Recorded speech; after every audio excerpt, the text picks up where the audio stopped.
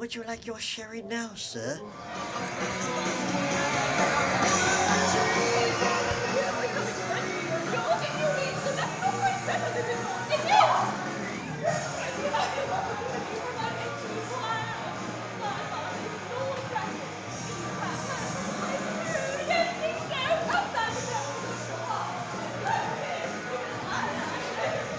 No, Yeah, sir. so, the latest craze is white gloves. No way. Shoes. I've heard What gray should is I- very stylish. Bo's got some gray gloves. I'm gonna steal his. Let's do that. In You know what we fact- should do? Hey, I'm the first one to the play. I think I'll leave now. And screw everybody. Ah! Jimmy? Doc says, stop now, go get notes and come back. All right. And especially Oscar Wilde, you want to hear every single word. Audiences feel like they're really getting cheated of a Wildean pearl of a nugget of humor if they don't hear every word. So you got Nuggets. Wildean nuggets, yes. Twinkle, twinkle, twinkle, little eye. Okay. I want sparkle. That's really in your eye. It's funny for the Evil. camera. Have fun. Okay. Go ahead. What? Jimmy, work on holding your cup. My cup. Your cup. I was disappointed the way you held your cup last night. I'm It wasn't sorry. the way Lady Bracknell should have held that cup. That pinky raised. I think I was panicking because the spoon was about to fall off. Okay, well, go back to the, I, thank you. Oh, she wants to know what my Ariel, good pulling in the chair. Good Yeah, Ariel did what she, and you guys are getting better at it. If you see something out of place or something not right for where it needs to be for you, move it. Okay, she did that with the chair. Because somehow or other, and it would be far from me to mention unpleasant things. I don't like to do that usually, but because we didn't do it the normal way last night in the scene change, and instead of the table being on first and the chairs being then placed around the table, the chairs were there by themselves, and we had to then guess at where the chairs should be, and of course the chairs were in the wrong place. They were off slightly, but you made the adjustments. I picked a fuzz off of my dress too. Did I It get was, a comment on it that? was awesome. I turned to Maya at the time, I said, that girl is just an actress. She is born theater. You were slow on it. I was too slow. To pick up, I think. Oh. Yeah, you picked it up slowly. For one brief shining moment, I thought you might have lost it, but you came in with it. And it's an important line later on in the play. I thought, well, is it just not funny that way, or does it just look like I... It looks like you forgot that. Okay. So you were playing it that way intentionally. Don't. Joel.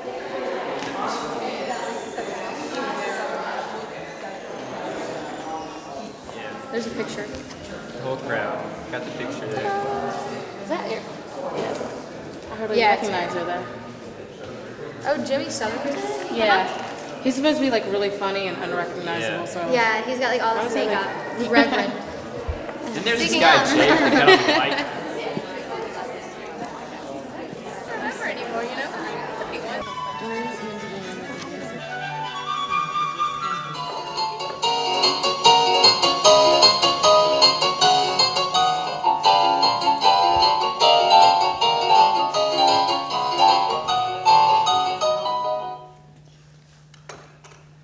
Did you hear what I was playing, Lane?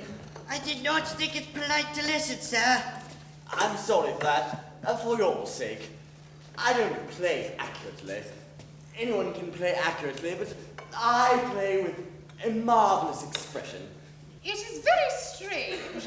This Mr. Bunbury seems to suffer from curiously bad health.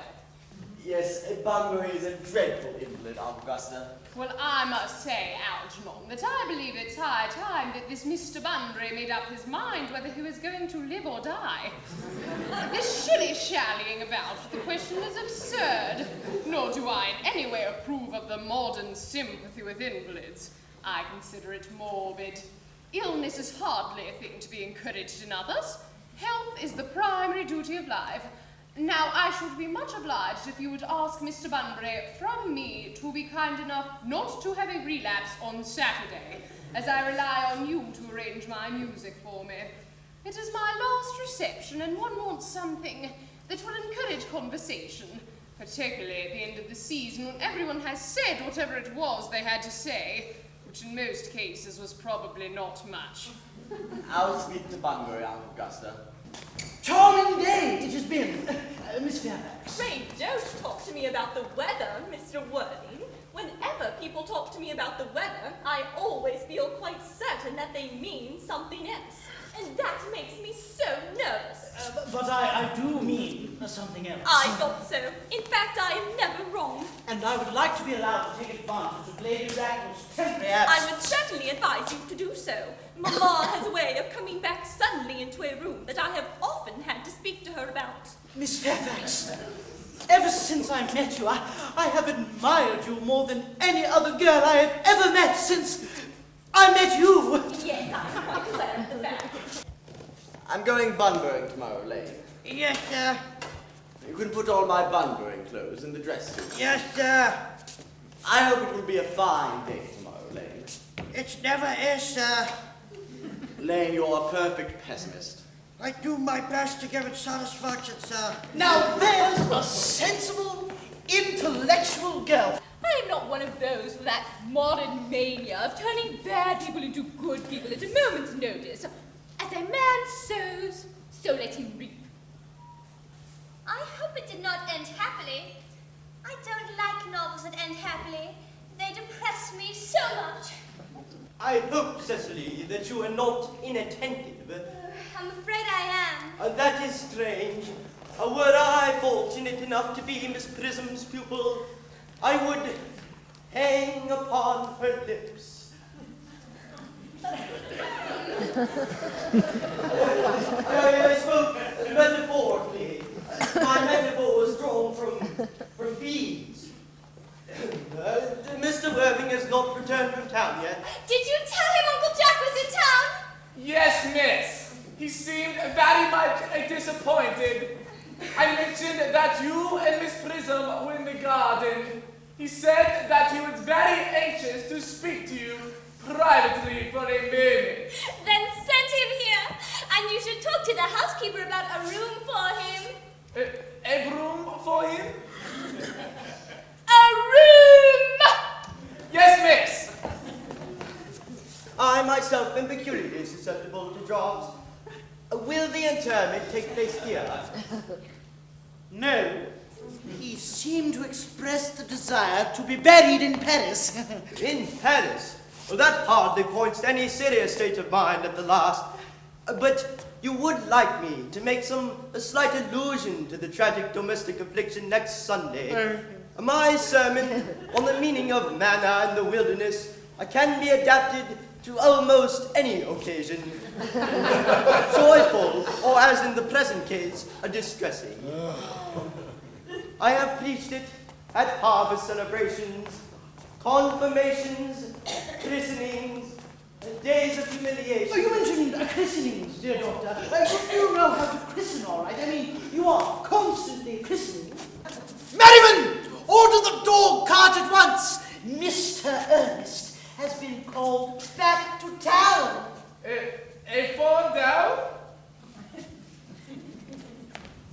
Dog cart! Yes, sir. Well, one must be serious about something if one wants to maintain any enjoyment in life. I happen to be serious about Bunburying. What on earth you are serious about, I haven't the slightest idea. Everything, I suppose. You have such a trivial nature about you. Well, the only small satisfaction that I have out of the whole of this wretched business is that your friend Bunbury is quite exploded. Won't be able to take quite so many trips down to the country, will we, dear Alton? And not a bad thing, too. Well, your brother is a bit off colour, isn't he, Jack? And won't be able to make it up to London so often as your wicked habit was. And not a bad thing, either. As for your conduct toward Miss Cardew, your taking in such a sweet, innocent girl is quite inexcusable, to say nothing of the fact that she is my ward. Well, I see no possible excuse for your deceiving such a clever and brilliant, well-experienced young lady such as Miss Fairfax, to say nothing of the fact that she is my cousin. I simply wanted to propose to Gwendolyn. I love her. And I simply want to be engaged to Cecily. I adore her. Well, there's no chance of your marrying Miss Cardew. Well, I don't think there is much likelihood, Jack, in your and Miss Fairfax being united. Well, that is no business of yours. If it was my business, I would have thought that only stockbrokers do that, and then only at dinner parties. How you can sit there and eat muffins at a time when we are in this terrible trouble, I can't quite make out. You seem to be perfectly heartless. Well, I certainly couldn't eat muffins in an agitated state. The butter might get on my cuff. One should always eat muffins quite calmly. It is the only way to eat them at all. I say it's perfectly heartless you're eating muffins at all circumstances. I'm eating muffins because I'm in trouble. When I'm in a great deal of trouble, as anyone who knows me intimately will tell you, I refuse everything but food and drink. Right now, I'm eating muffins because I am upset. Well, that is no reason for you to eat them in such a greedy way. Oh, Jack, now you could have teaspoon instead. I don't like teaspoon. Good heavens! I suppose a man may eat his own muffins in his own garden.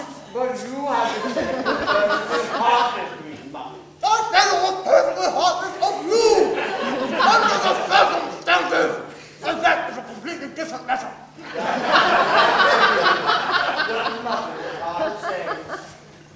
Algernon, I wish to goodness you would go. Well, I certainly can't go without having dinner. No one goes anywhere without having dinner, except for vegetarians and people of the sort. And besides, I've just made arrangements for Dr. Chasuble to be christened under the name of Earnest at 6:30. My dear fellow, the sooner you cease this nonsense, the better. I have made arrangements myself to be christened this afternoon at 5:30. I naturally will take the name of Earnest. Gwendolyn would wish it. We can't both be christened Earnest. It's absurd. Besides, I have a perfect right to be christened if I like. There is no evidence that I have ever been christened by anybody, and I should think it extremely probable that I never was. And so does Dr. Chasuble. It is entirely different in your case. You have been christened already. Yes, but I haven't been christened in years. Yes, but you have been christened. That is the important thing. Why, sir, so I know my constitution can stand it. Oh, I must say I think it is rather dangerous of you venturing upon it now. Need I not remind you that someone very close to you was nearly carried off by a severe chill this week? But you said yourself that a severe chill was not hereditary. It used to be, but I dare say it is now. Modern science is always making such wonderful improvements in things. That is nonsense. You are always talking nonsense. Oh, Jack, what at the muffins again? I already said I was particularly fond of muffins. I hate tea cake. Well, then why would you have it served up for your guests? What ridiculous ideas you have of hospitality. Algernon! I have already told you to go. I don't want you here. Why don't you go? I haven't quite finished my tea yet. There's still one muffin left.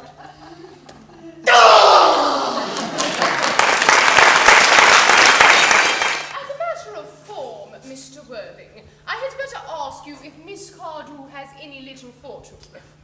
Oh, about £130,000 in the funds. Oh, that is all. Good day, Lady Bracknell. So nice to have seen you. A moment, Mr. Worthing. £130,000. And in the funds? Miss Cardew seems to me a most attractive young lady now that I look at her. Few girls of the present day have any really solid qualities, any of the qualities that last and improve with time. Is this Miss Prism a female of repellent aspect remotely connected with education? She is of the most cultivated of ladies, and the very picture of respectability. It is obviously the same person. May I ask what position she holds in your household? I am celibate, madam. Miss Prism has been, for the last 3 years, Miss Cardew's esteemed governess and valued companion. In spite of what I hear of her, I must see her at once. Let her be sent for. Ah, she approaches. She is nigh. Dr. Chasuble, I have been waiting on you in the vestry for nearly an hour and 3/4. Prism! Come here, Prism.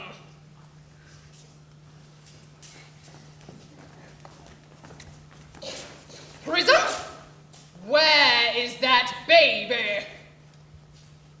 28 years ago, Prism, you left Lord Bracknell's house, number 104 Upper Grosvenor Street, in charge of a perambulator containing an infant of the male sex.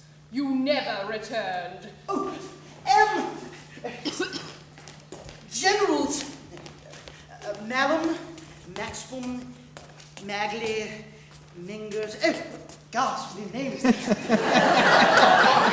Markby, Mixby, Mobbs, Moncrief, Lieutenant, 1840.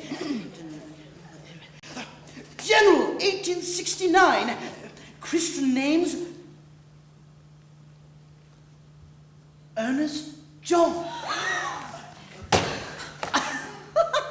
Gwendolyn, I always told you my name was Ernest. Well, it is Earnest after all. I mean, it is naturally Ernest. Yes, I remember that the general was called Earnest. I knew I had some particular reason for disliking the name. Ernest, my own Ernest, I knew from the first that you could have no other name. Oh, it is dreadful for a man to learn that all his life he has been speaking nothing but the truth.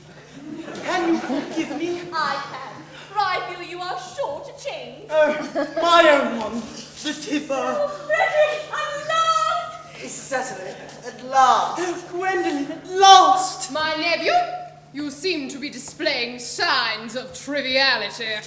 On the contrary, Aunt Augusta, for the first time in my life, I have realized the vital importance of being earnest.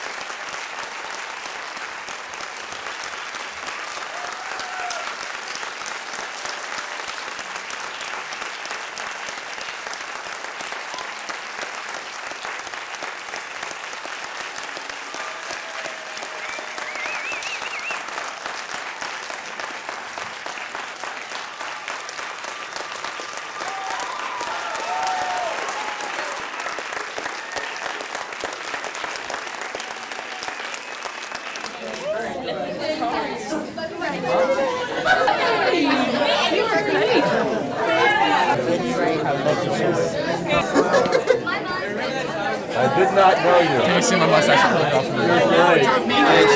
It's super. Is it fun? Yeah, it's great. Okay, yeah, good time.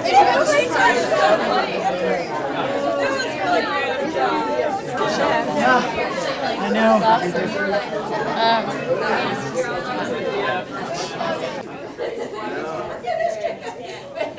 What can I say? So you're are you excited? Y'all can just toss whatever is left. Easy, get out of my laboratory. Okay? Okay. Bye-bye. Bye. Bye. Good working with you. Thank you. Ow! Not a good shot to get of me, Dad. I'm ripping my skin off! Ah! Thank you. Sorry. Yeah, we're here at a men's bathroom. Needless to say, this program may be unsuitable for young children. Full weekdays now. Just do whatever I want. Oh my God, I have makeup on my teeth. I work whenever I want. Now, who do I remind you of? That guy from Michael Jackson's Thriller. Yeah. Yeah, that's it. Yeah. Thriller. Shoes? What shoes? So what's that? Okay, here we go with the eyebrows.